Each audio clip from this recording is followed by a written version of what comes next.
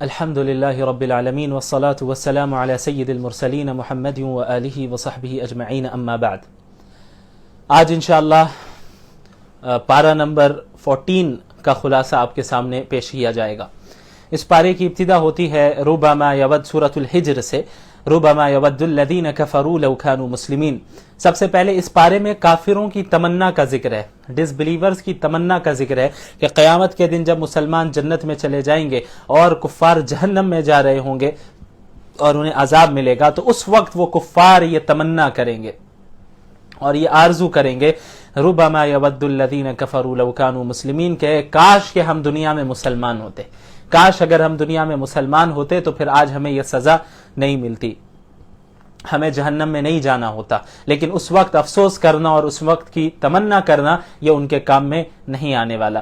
اس کے بعد اللہ تعالیٰ نے آیت نمبر 9 میں قرآن کی حفاظت کا ذکر کیا اور اللہ تعالیٰ نے فرمایا اِنَّا نَحْنُ نَزَّلْنَا الذِّكْرَ وَإِنَّا لَهُ لَحَافِظُونَ، کہ ہم نے ہی اس قرآن کریم کو نازل کیا ہے اور ہم ہی اس کی حفاظت کرنے والے ہیں۔ قرآن کریم کی حفاظت کی ذمہ داری اللہ رب العالمین نے لی ہے۔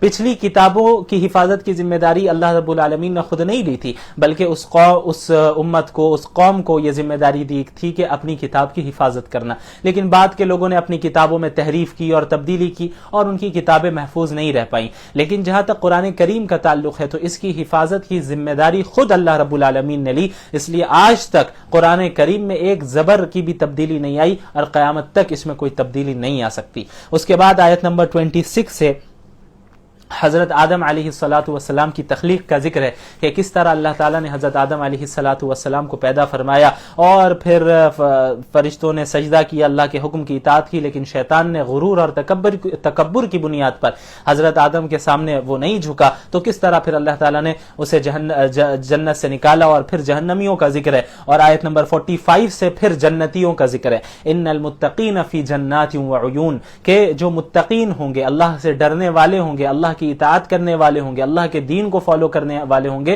وہ باغات میں ہوں گے، جنتوں میں ہوں گے، چشموں میں ہوں گے اور آرام سے بالکل بیٹھے ہوں گے، کسی چیز کا خوف اور غم نہیں ہوگا۔ اور مسلمانوں کے بیچ میں اگر آپس میں کوئی رنجشیں ہوں گی بھی ان کے دلوں میں، تو اللہ تعالیٰ اس رنجش کو بھی نکال دے گا اور سارے مسلمان جنت میں بھائی بھائی ہو کر رہیں گے۔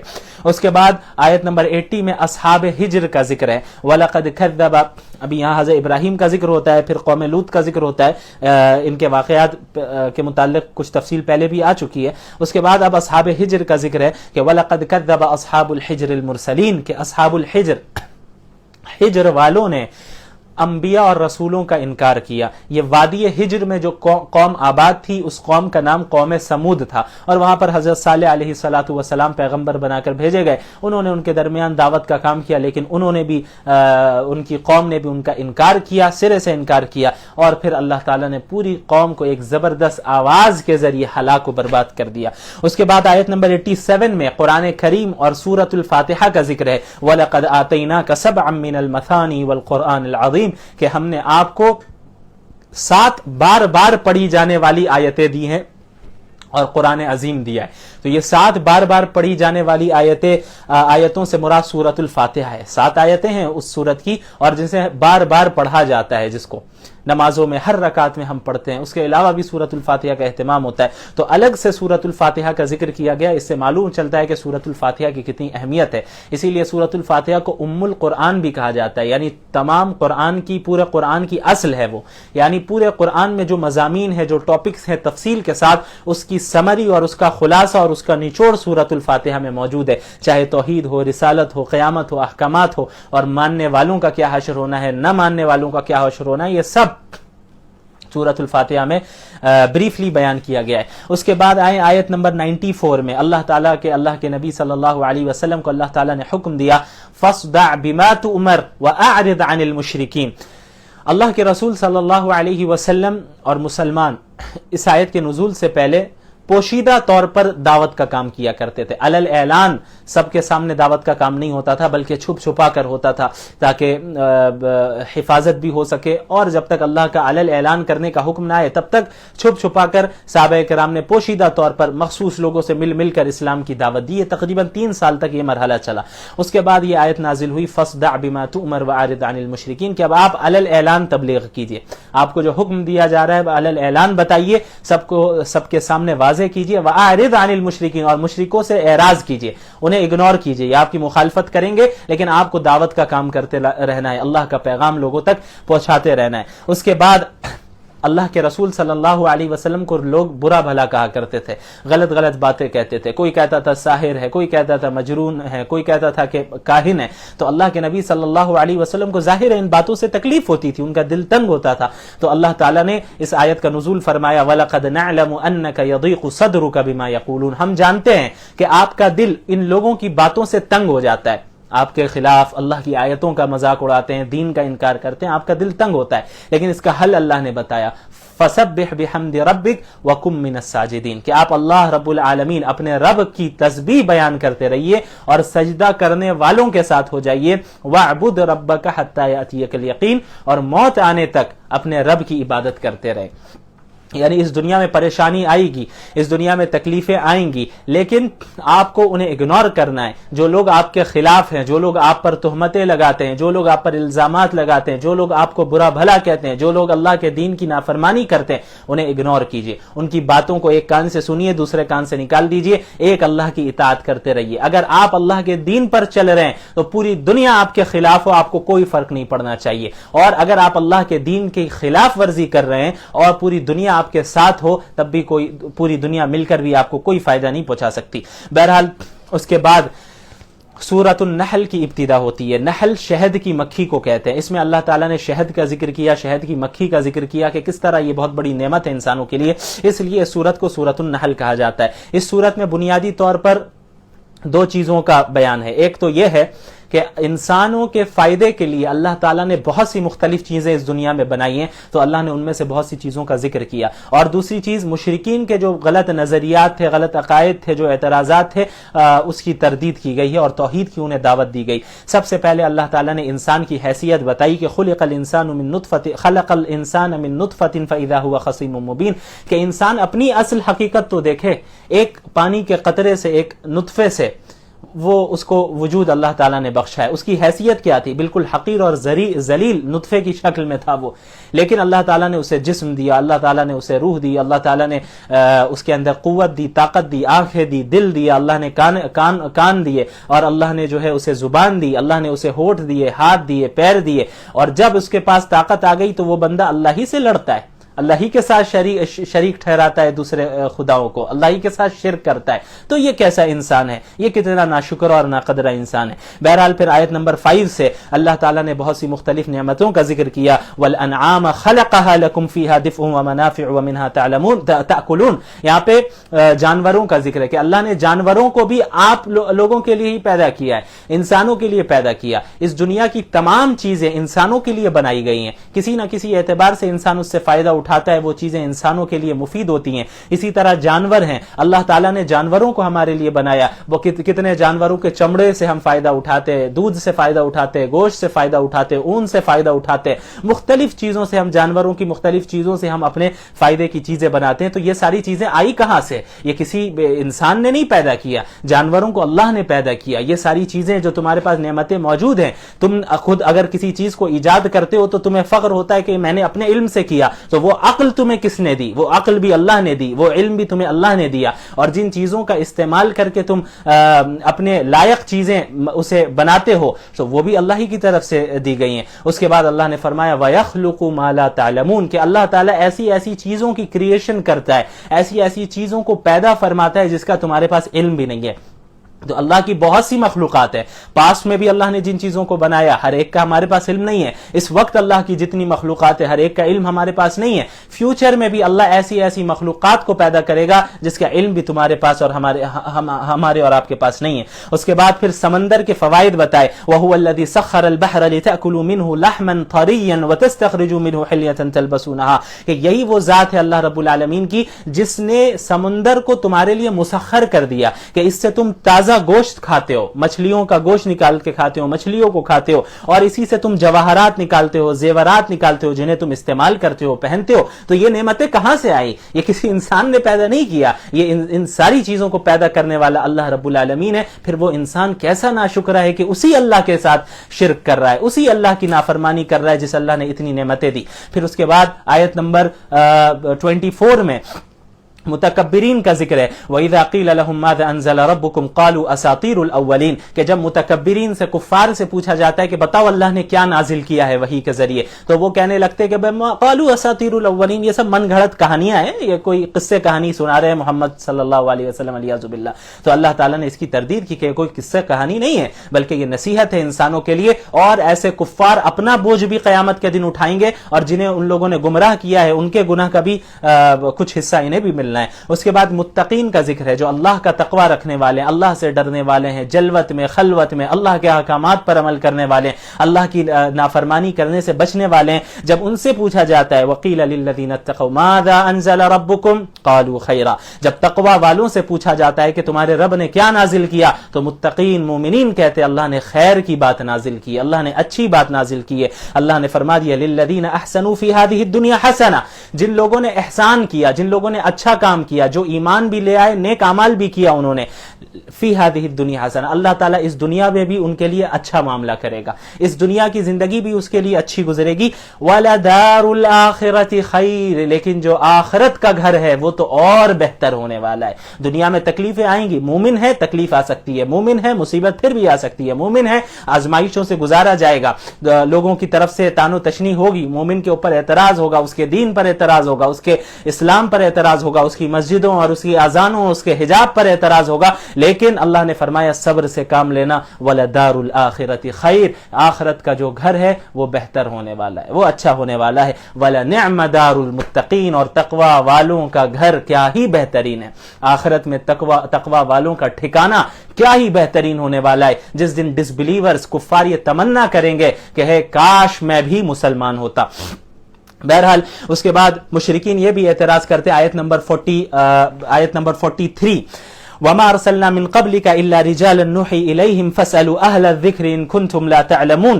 یہ مشرکین یہ بھی اعتراض کرتے کہ بھئی یہ کیسے نبی ہیں, انسان ہیں, اگر نبی ہوتے تو کوئی اور ہوتا, انسانوں میں سے کیوں نبی آیا, فرشتہ آنا چاہیے تھا. تو اللہ تعالیٰ نے فرمایا کہ ان سے کہہ دیں کہ آپ سے پہلے بھی جو انبیاء آئے, آپ سے پہلے بھی جو رسول آئے, وہ اللہ نے انسانوں کو ہی بھیجا, کیونکہ انسانوں کے درمیان بھیج رہا ہے تو انسان ہی اس انسانوں کے لیے نمونہ بن سکتا ہے. فرشتہ اگر آتا تو انسان کہتے کہ بھئی یہ تو فرشتہ اس لیے عبادت کر سکتا ہے, یہ تو فرشتہ اس لیے وہ یہ باتیں کر رہا ہے, ہم انسان ہیں ہم نہیں کر سکتے. لیکن اللہ نے انسانوں میں سے ہی منتخب کیا تاکہ انسانوں کے لیے انسان ہی ایک نمونہ بنے.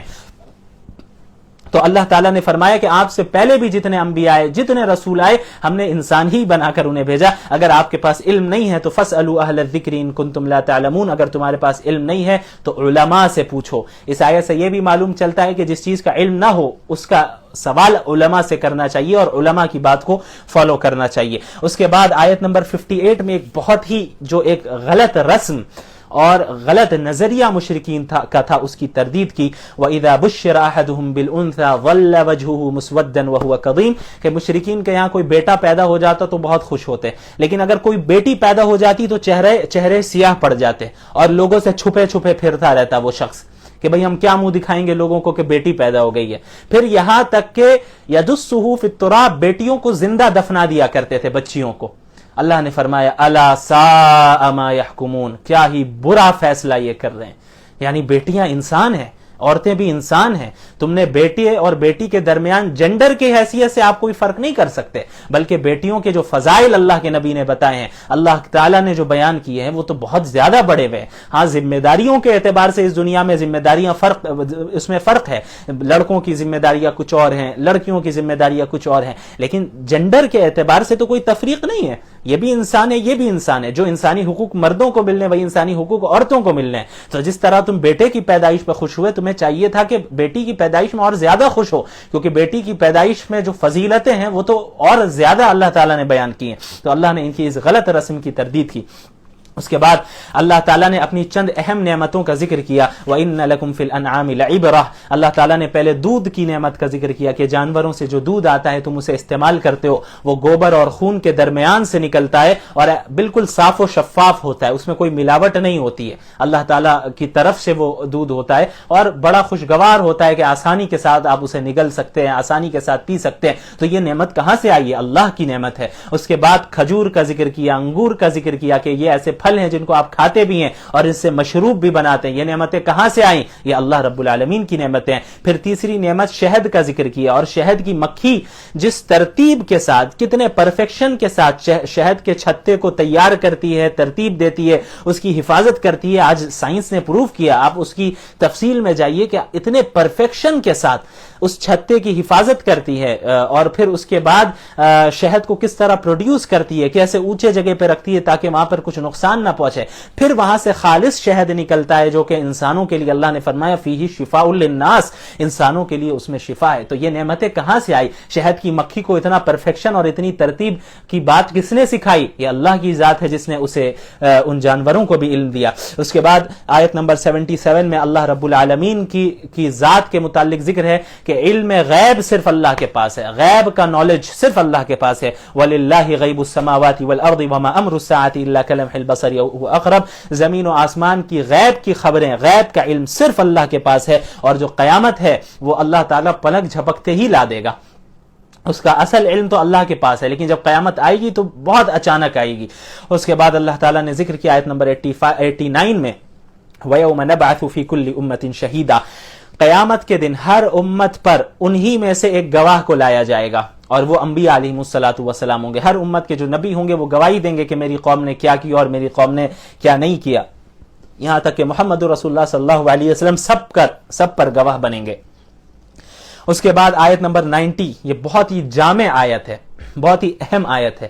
اللہ نے فرمایا ان اللہ یأمر بالعدل والاحسان وایتاء ذی القربى وَيَنْهَى عَنِ الْفَحْشَاءِ وَالْمُنْكَرِ وَالْبَغْيِ يَعِظُكُمْ لَعَلَّكُمْ تَذَكَّرُونَ. کہ اللہ تعالیٰ عدل و انصاف کرنے کا تمہیں حکم دیتا ہے, اللہ تعالیٰ بھلائی کرنے کا تمہیں حکم دیتا ہے, اللہ تعالیٰ قریبی رشتہ داروں کے ساتھ حسن سلوک اور ان سے ساتھ صلہ رحمی اور ان کے حقوق ادا کرنے کا تمہیں حکم دیتا ہے, اللہ تعالیٰ بے حیائی سے تمہیں روکتا ہے, اللہ تعالیٰ بدی سے تمہیں روکتا ہے, اللہ تعالیٰ ظلم و زیادتی سے تمہیں روکتا ہے. اور اللہ تعالیٰ نے فرمایا یعظکم لعلکم تذکرون, اللہ تمہیں نصیحتیں اس لیے کر رہا ہے تاکہ تم نصیحت حاصل کرنے والے بن جاؤ. تو یہ اتنی جامع آیت ہے کہ اس میں اوامر کا بھی ذکر ہے, نواہی کا بھی ذکر ہے. اوامر سے مراد وہ احکامات جن کو کرنے کا اللہ نے حکم دیا, نواہی سے مراد وہ چیزیں جن کو نہ کرنے کا اللہ نے حکم دیا, ان سے بچنے کا اللہ نے حکم دیا. تو پورا دین اوامر اور نواہی پر مشتمل ہے. تو گویا کہ اس آیت میں اللہ نے پورے دین کو ہی سمیٹ لیا. اس کے بعد نسخ پر شبہ کرتے, وَإِذَا بَدَّلْنَا آیت نمبر 101 وَإِذَا بَدَّلْنَا آیَةً مَكَانَ آیَةٍ وَاللَّهُ أَعْلَمُ بِمَا يُنَزِّلُ قَالُوا إِنَّمَا أَنْتَ مُفْتَرٍ بَلْ أَكْثَرُهُمْ لَا يَعْلَمُونَ. کہ ہم جب کسی ایک آیت کو بدل کر دوسری آیت لاتے اور اللہ کے پاس اس بات کا زیادہ علم ہے کہ اللہ کیا نازل کر رہا ہے, تو یہ کفار کہتے ہیں کہ آپ اپنی طرف سے من گڑت باتیں لا رہے ہیں, بلکہ حقیقت یہ ہے کہ ان میں سے اکثر لوگ جانتے نہیں ہیں. اللہ تعالیٰ نے بہت سی آیتوں کو پہلے نازل کیا, بہت سے احکامات ایسے تھے جو اللہ نے شروع دور میں دیے, پھر بعد میں ان احکامات کو کینسل کیا اور نیا حکم دیا. تو جب ایک حکم ہٹ کے دوسرا حکم آتا اسی جگہ پر, تو یہ کفار کہتے ہیں کہ بھئی یہ اللہ کی طرف سے تو نہیں ہو سکتا, مطلب آپ ہی کبھی کوئی حکم دے رہے ہیں, کبھی کچھ اور حکم دے رہے ہیں. تو اللہ کے نبی صلی اللہ علیہ وسلم, اللہ تعالیٰ نے انہیں سمجھایا کہ اللہ کے پاس زیادہ علم ہے کہ وہ کیا نازل کر رہا ہے. اگر اللہ نے ایک حکم کو پہلے نازل کیا تو تمہارے حالات کو دیکھتے ہوئے, تمہارے حالات کیا تقاضا کرتے ہیں, ان حالات کے موافق اللہ نے ایک حکم دیا. بعد میں حالات اگر بدل گئے تو پھر اللہ نے پہلے حکم کو ہٹا کے کوئی دوسرا نیا حکم دے دیا. تو اللہ رب العالمین العالمین علیم ہے، خبیر ہے، یہ تمہارے لیے کر رہا ہے. اللہ کو پہلے سے علم تھا کہ آگے جا کر حکم بدلنا ہے. مثلا ایک ڈاکٹر ہوتا ہے، ایک بیمار ہے، اس کو وہ دوائیاں دیتا ہے کہ بھائی 1 مہینے تک آپ کو یہ دوائی کھانی ہے. پھر ڈاکٹر کے علم میں یہ بات ہوتی ہے کہ بھائی 1 مہینے تک یہ کورس پورا کر لے، اس کے بعد 1 مہینے کے بعد دوائی کے ڈوزز میں مجھے کمی کرنی ہے یا پھر دوائیوں کو چینج کرنا ہے. ڈاکٹر کے علم میں پہلے سے ہے. لیکن کیا ہوتا ہے کہ پھر اسے یہ نہیں بتاتا ہے کہ میں 1 مہینے کے بعد بھی یہ دوائی دوں گا، وہ دوائی دوں گا، ڈیٹیل نہیں بتاتا ہے، بلکہ یہ کہتا ہے آپ 1 مہینے تک یہ دوائیاں کھائیے، پھر میرے پاس آئیے. 1 مہینے کے بعد جب وہ آتا ہے مریض تو پھر دوائیاں چینج کرتا ہے اور آگے کی دوسری دوائی دیتا ہے. تو ایسا تو نہیں ہے ڈاکٹر سے غلطی ہو گئی، ڈاکٹر کو معلوم نہیں تھا کہ بھائی وہ دوائی دینی ہے، شروع سے ہی 1 مہینے بعد والی دوائی پہلے ہی دے دیتے.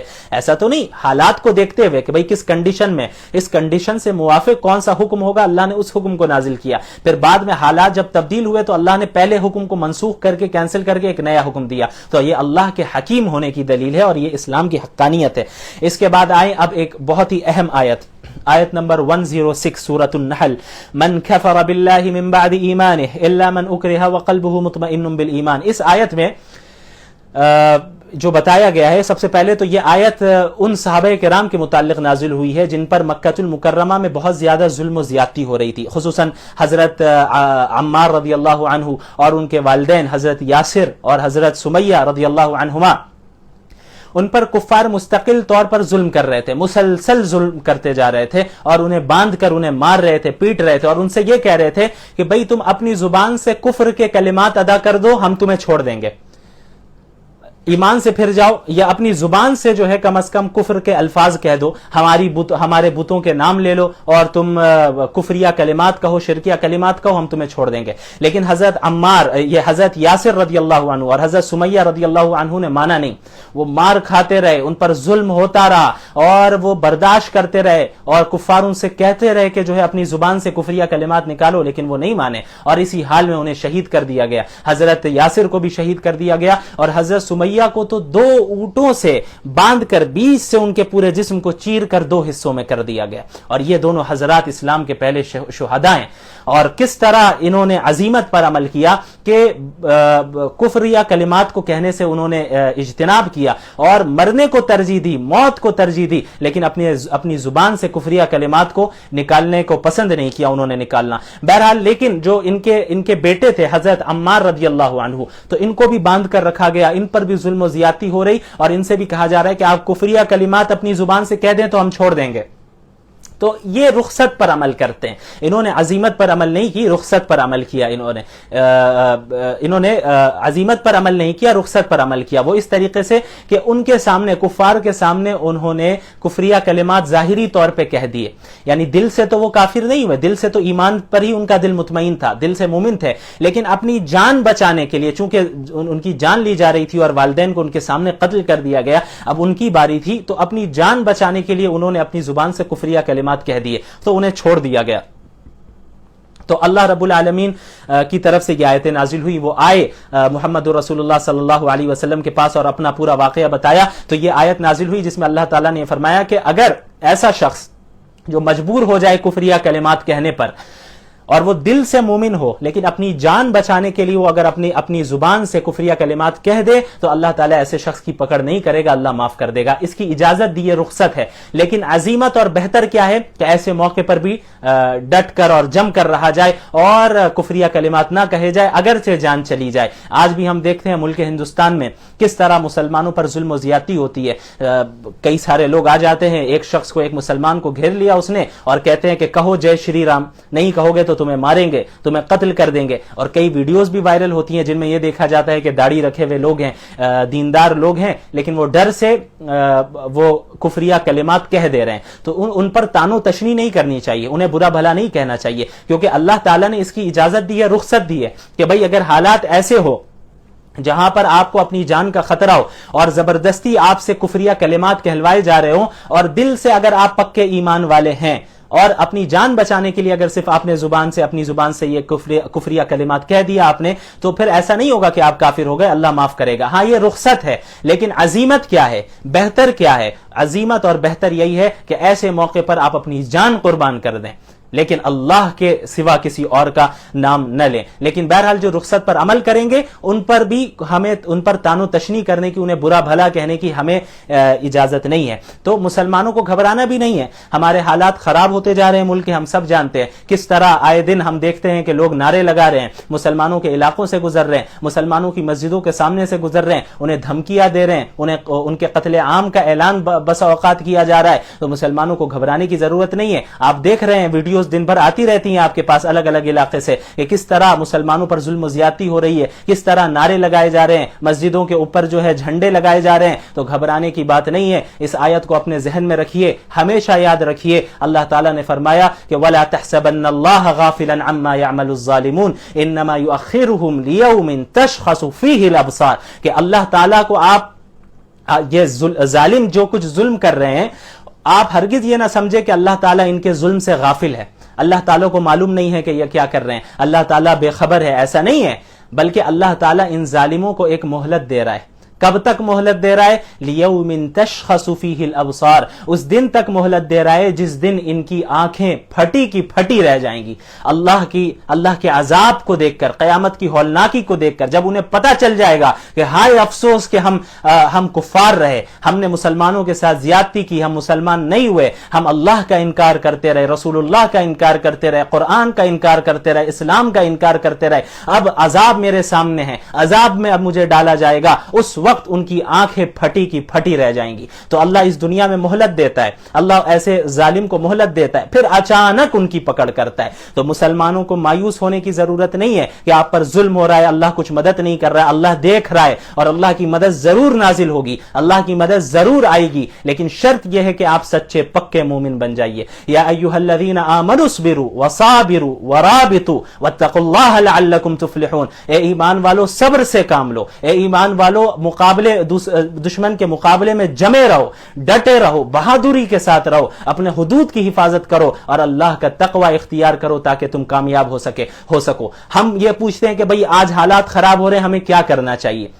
تو یہ جو آج ہمارے حالات ہیں کوئی نئے حالات نہیں ہیں، یہ حالات پہلے بھی آئے. مکہ المکرمہ میں مسلمانوں کے ساتھ جو معاملات ہوئے وہ وہی معاملات آج ہمارے ساتھ ہو رہے ہیں. حضرت عمار، حضرت یاسر، حضرت سمیہ کے ساتھ جو حالات پیش آئے وہی ہمارے ساتھ آ رہے ہیں. تو ہمیں پریشان نہیں ہونا ہے کہ بھئی ان حالات میں ہمیں کیا کرنا ہے. آپ کو وہی کرنا ہے جو عمار نے کیا، آپ کو وہی کرنا ہے جو یاسر نے کیا، آپ کو وہی کرنا ہے جو سمیہ نے کیا، آپ کو وہی کرنا ہے جو ابو بکر و عمر، عثمان و علی نے کیا رضی اللہ عنہم اجمعین. کہ اپنے دین پر جمے رہیے اور کہہ دیجئے کہ ہم لا الہ الا اللہ کے قائل ہیں، اور ہم ذرا بھی اپنے اسلامی عقائد میں اور اسلامی اور دینی ملی اور دینی تشخصات میں ہم بالکل بھی کوئی کمپرومائز نہیں کریں گے. ہم اسلام میں کوئی کمپرومائز نہیں کریں گے. اللہ کا جو حکم ہے ہم اسے فالو کریں گے، اپنی اذان کے ساتھ رہیں گے، اپنے حجاب کے ساتھ رہیں گے، اپنی نمازوں کے ساتھ رہیں گے، اپنے روزوں کے ساتھ رہیں گے، اپنے دینی تمام احکامات کے ساتھ رہیں گے. ہم نکاح کریں گے تو اسلام کے مطابق کریں گے. خدا نخواستہ اگر طلاق ہوگی تو اسلام کے مطابق ہوگی.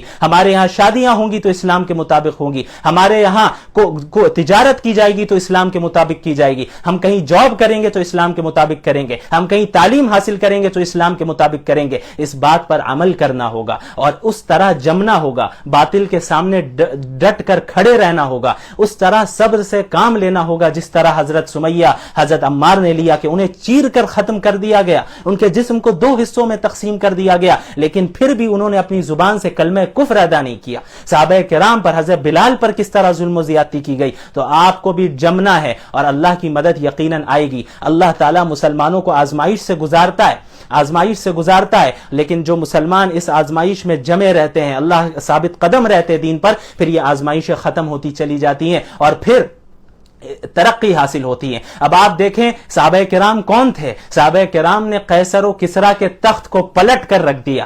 دنیا کی جو 2 سپر پاورز تھی ان کے تخت کو پلٹ کر رکھ دیا اور اسلامی حکومت 3 کانٹیننٹس میں پھیل گئی. یہ کب ہوا؟ یہ کیوں ہوا؟ یہ اس صبر کا نتیجہ تھا، اس صبر کا نتیجہ تھا، اس مجاہدے کا نتیجہ تھا جو صحابہ کرام نے دیا، حضرت سمیہ نے دیا، حضرت بلال نے دیا، حضرت عمار نے دیا، حضرت یاسر نے دیا، دیگر صحابہ کرام نے مکہ المکرمہ میں جو صبر کیا، اس کا نتیجہ یہ ہوا کہ 3 کانٹیننٹس میں اسلامی حکومت کو اللہ نے پھیلایا، ورلڈ کے سپر پاورز کو اللہ نے اسلام کے ذریعے ختم کر کے دکھایا۔ تو اگر ہم صبر کریں گے تو اچھے دن ہمارے لیے آئیں گے، اللہ کی طرف سے ہماری مدد آئے گی، لیکن شرط یہ ہے کہ صبر کے ساتھ ساتھ ہم ایمان پر قائم رہے، اللہ کے احکامات پر عمل کرنے والے رہے، کہ یا ایھا الذین آمنوا وانتم الاعلون ان کنتم مؤمنین، کہ اگر تم سچے پکے مومن ہوگے تو تم ہی سربلند رہو گے، تم ہی ہر جگہ غالب رہو گے۔ تو سچے پکے مومن کا مطلب ہی یہ ہے کہ ہمارے عقائد بھی درست ہوں اور ہمارے اعمال بھی درست ہوں، اللہ کے دین کے مطابق ہمارے اعمال ہونے چاہیے، تو اللہ رب العالمین کی مدد ہر وقت ہمارے ساتھ رہے گی۔ اور یہ جو وقتی پریشانیاں ہیں، وقتی طور پر آپ دیکھ رہے ہیں مسلمانوں پر ظلم ہو رہا ہے، یہ ظالم یوں ختم ہو جائیں گے، ان کا نام و نشان صفحہ ہستی سے مٹ جائے گا، ان کو پوچھنے والا کوئی نہیں رہے گا، اس دنیا میں بھی یہ ذلیل و رسوا ہوں گے اور قیامت میں بھی سخت ترین عذاب میں انہیں مبتلا کیا جائے گا۔ یہ کوئی آرگنائزیشن، کوئی تحریک، کوئی حکومت آپ کو نقصان نہیں پہنچا سکتی اگر آپ اللہ کے دین پر قائم ہے۔ کوئی طاقت، کوئی فوج، کوئی حکومت، کوئی سبب اور جتنے اسباب ہے، کچھ آپ کو نقصان کوئی نہیں پہنچا سکتا ان اسباب کے ذریعے، ان چیزوں کے ذریعے، اگر آپ کے ساتھ اللہ کی مدد ہے۔ اس لیے اگر آپ کے ساتھ اللہ کی مدد رہی تو پوری دنیا مل کر آپ کو نقصان نہیں پہنچا سکتی، اور اگر اللہ کی مدد آپ کے ساتھ نہیں ہے تو پوری دنیا مل کر بھی آپ کو کوئی فائدہ نہیں پہنچا سکتی۔ اس لیے ضرورت اس بات کی ہے کہ ہم اللہ کو راضی کرنے کی کوشش کریں۔ اس کے بعد آیت نمبر 120 میں امام الموحدین حضرت ابراہیم علیہ السلام کا ذکر ہے کہ حضرت ابراہیم علیہ السلام کو اللہ نے حضرت ابراہیم علیہ السلام کو امام بنایا،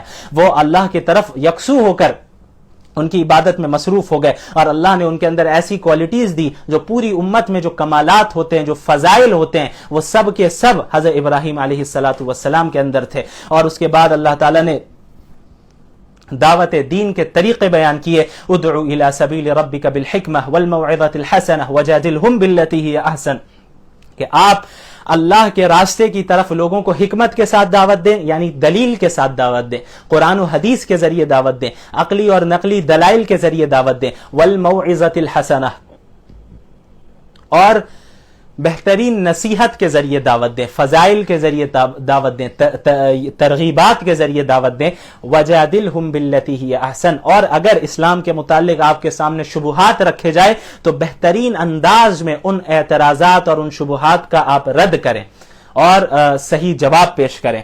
تو اس طرح دعوت اللہ کا یہ جو 3 طریقے بیان کیے گئے کہ دلیل کے ذریعے، عقلی اور نقلی دلیل کے ذریعے، بہترین نصیحت کے ذریعے، اور جو شبہات اور اعتراضات ہیں ان کو ریجیکٹ کرتے ہوئے، ان کا بہترین انداز میں رد کرتے ہوئے اللہ کی طرف لوگوں کو دعوت دیں۔ اس طرح پارہ نمبر 14 کا خلاصہ مکمل ہوا۔ وآخر دعوانا ان الحمد للہ رب العالمین۔